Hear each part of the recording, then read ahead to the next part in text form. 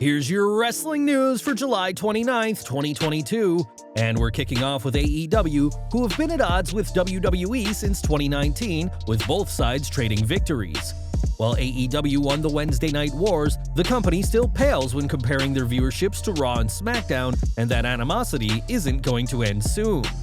Earlier this week, we reported that an NXT special event has been booked for the same day as AEW's All-Out pay-per-view, and on Wrestling Observer Radio, Dave Meltzer noted that we can expect more of this from both sides. With this being his first move, what's interesting is that is a very aggressive move against AEW. The AEW versus WWE is going to heat up. If it was up to AEW, they would both mind their own business and all of that, but that never worked with Vince. Although Vince had kind of stayed away from that, I guess this time with Paul Levesque and Stephanie McMahon there and Nick Khan running the show, people thought that they were only going to be interested in running their own stuff, but the bottom line, you were wrong. Some have hoped that Vince McMahon's retirement would be the start of some major changes for WWE, and while changes are expected, the promotion remains in fierce competition with AEW. WWE hasn't announced the NXT special event yet, but it's already listed in the company's internal roster, and we'll have to see which promotion reigns supreme this September.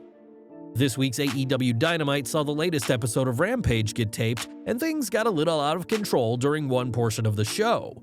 During the tapings, Lee Moriarty, accompanied by Stokely Hathaway, got the win over Matt Sydal, but it was after the match when things kicked off. On Wrestling Observer Radio, it was reported that when Moriarty and Hathaway were leaving, there was an altercation with a fan, which Dave Meltzer assumes won't make it to TV. AEW is no stranger to unruly fan behavior, as in 2020, a spectator tried to attack MJF while Chris Jericho also had a run-in in 2021. The memory of Seth Rollins being attacked during a November 2021 edition of WWE Raw is still fresh in the mind of fans, and we can only hope that incidents like these become less common from now on. The latest episode of Dynamite saw Jon Moxley defending his interim AEW World Championship against Rush and 2 FTW title matches, which culminated in Hook leaving as champion. In the main event, Bryan Danielson's first match back from injury didn't quite go as planned, as he lost to Daniel Garcia, but more happened after the cameras stopped rolling. For fans of the DCU Center in Worcester, Massachusetts, the post-show saw Danielson being helped to the back, while William Regal came out to chase off the Jericho Appreciation Society. Tony Khan also made an appearance to address the fans after the show, and we'll have to see what comes next for AEW with the American Dragon now back in action. Last December, Johnny Gargano parted ways with WWE after his NXT contract expired, and he chose not to re-sign. Since then, Gargano has kept away from the ring, and while many hope to see him join his NXT alum in AEW, he's now appeared for Impact Wrestling. During last night's episode, Gargano appeared via a video package to praise Alex Shelley, and wasn't the only name who had good words for the Motor City Machine Gun. Fightful have reported that despite this appearance, Gargano isn't in talks with Impact, and him being on last night's show is being called a favor for a friend. Gargano is set to be at this weekend's StarCast 5 event at the Nashville Fairgrounds, where he will reveal his wrestling future as part of the What's Next panel, but it won't be with Impact, despite this week's surprise appearance. Over the past week, Triple H has been appointed WWE's head of talent relations and head of WWE Creative, making him one of the most powerful people in the company. Given how much power the game lost last September when Vince McMahon took over NXT, this is a huge win for Triple H, but the question is, now, what will he do next? While speaking on the Wrestling with Freddie podcast, former WWE writer Freddie Prinze Jr. spoke about working with Triple H and how a moment from 2010 could lead to some petty actions from the King of Kings. AEW World Champion CM Punk created the Straight Edge Society. No drugs, no alcohol, technically no women if you're super straight edge. Hunter's looking him dead in the face, just gassed to the gills and, drinks wine with Vince on the plane, and he just no-sells Punk's whole promo and goes, "I don't see what the big deal is, I don't do drugs, I don't drink." And he just looks him dead in the face like, "Go ahead and try and call me a liar, I'll fire you so quick." And Punk couldn't do anything. So that's why when Punk had that promo on Live Raw instead of taped SmackDown where Hunter had no control, Hunter would blow live promos on a SmackDown into the live house audience and would go, "Don't worry, we'll edit it." And he would just keep going because he was so gangster with it. But on Raw, Punk got a chance to kind of do his own thing, and he let his feelings known. This could be a huge chance for Hunter to stick it to him, I promise you dude, Triple H is Petty Betty. It's worth stating that this is just one man's opinion, and the idea that Triple H would put WWE at risk just to stick it to someone over a couple of segments from 12 years ago does seem pretty far-fetched from the outside. Tonight's SmackDown will be the first show fully of the Triple H era, and time will tell what the game does in the years to come. In 2012, WWE celebrated Raw's 1000th episode by making the show 3 hours long permanently after years as a 2-hour weekly event. While there was initial excitement for 3-hour Raws, that quickly dwindled, and now many fans find it a chore to stick around for 180 minutes of the Red brand. With Triple H now in charge of creative though, a change could be on the horizon if the game gets his way. With the former WWE World Champion's recent promotions, a clip from an interview with Stone Cold Steve Austin has been doing the rounds online, in which Triple H wishes that Raw was still a 2-hour show. "If I could change anything, I'd love it to be 2 hours. The third hour of television is so exponentially harder to write.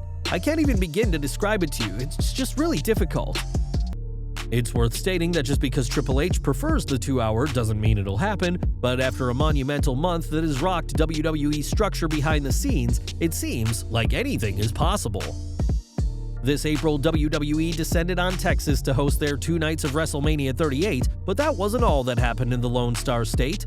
WWE also held a series of tryouts around WrestleMania week, hoping to find the next breakout star in pro wrestling, and certainly have plenty to choose from. The Dallas Morning News notes that more than 20 names were signed by WWE in the months after the WrestleMania tryouts, with some notable names.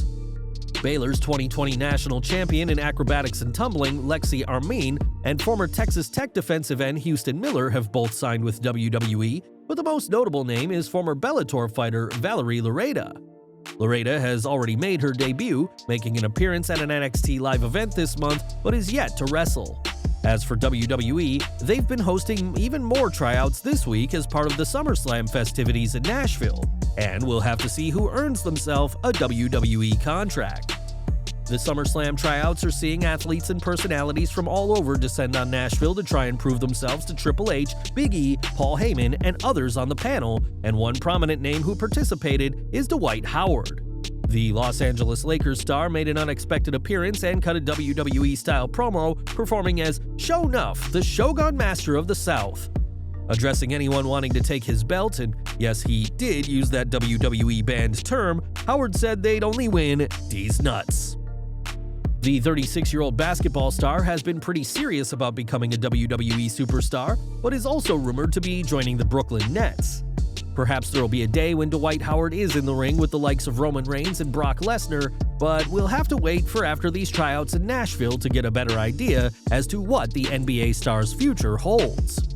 WWE stock prices have been on a wild ride since Vince McMahon announced his retirement last Friday, and in accordance with their corporate policy, no WWE employees have been able to trade on that stock since the bombshell announcement. According to WrestleNomics, all WWE employees were notified on Friday evening that they were not allowed to buy or sell any of the company's stock. The message was sent by WWE Senior Vice President and General Counsel James Langham.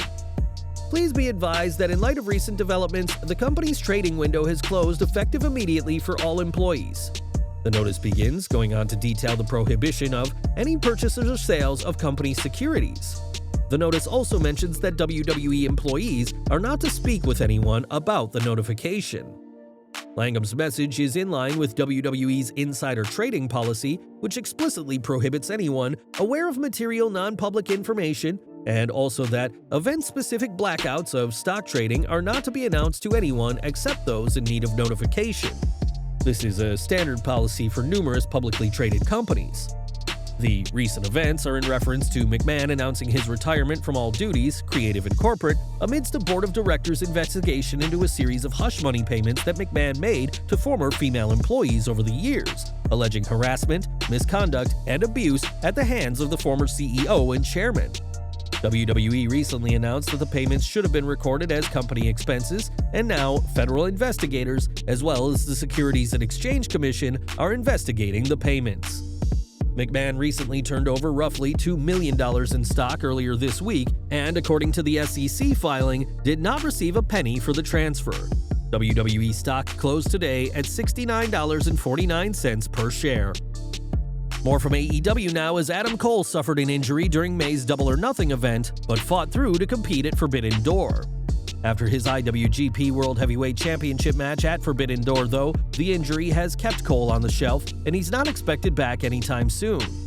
According to Brian Alvarez on Wrestling Observer Live, Cole is still not cleared, but this injury shouldn't prevent the former NXT champion from making appearances where he doesn't wrestle. Cole has opted against having surgery on his torn labrum, but with no return date in sight, the future looks pretty bleak for the Owen Hart Foundation men's tournament winner. And we're ending today with SummerSlam, which will be WWE's biggest party of the summer, but will be missing some big names. Cody Rhodes and Randy Orton are still out with injuries, and contrary to what's believed, there's no sign of Edge. Many fans expected Edge to return to WWE TV on this week's Raw from Madison Square Garden, especially as it was reported that he was backstage at the show. In a recent Q&A, Mike Johnson reported on Edge's SummerSlam status, confirming that there were plans for him in Nashville. Not only that, but it's reported that there were also plans for Edge's wife and WWE Hall of Famer Beth Phoenix to appear too, but there's no word on if that's still the case. There is some speculation that Edge could be the reason that Riddle was pulled from SummerSlam, and that Seth Rollins will still have a match on the show, but against his old rival. Then again, some have also suggested that Edge, and possibly Beth, will return during the Mysterios vs. Judgment Day match, getting revenge on the group that betrayed him in June. Whatever the case, WWE, at least at one point, had plans for Edge at SummerSlam, but we'll have to wait until tomorrow night to see if those plans still happen. Well guys, that's our news for today. Please share your comments below. Also hit the like button, subscribe to our channel, and hit the bell icon to receive all notifications. And as always, thanks for watching.